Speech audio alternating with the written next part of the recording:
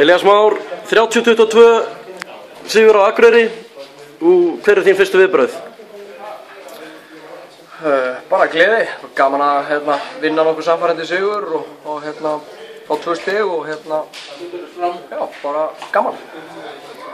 Akureyri í öðru sætinu fyrir leikinn og byggustu við þeim sterkari? Já, við áttum náttúrulega ekki vonaði við að Bjarni Fritz og Ásgeir og Andri væru allir meiddir, þannig að það veikir það náttúrulega helling. En já, við áttum svo sem alveg vona á sterkari hóp frá þeim. Nú eru þið tablausir á toppnum, er þetta ekki bara allt eftir áætlun? Er það ekki bara? Er þetta ekki bara beautiful?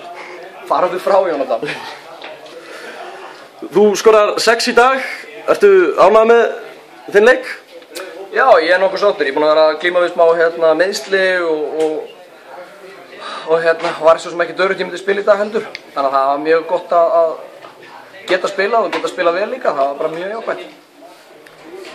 Næsti leikur gegn FH í Krikanum, Hafnarfjarðarslagurinn.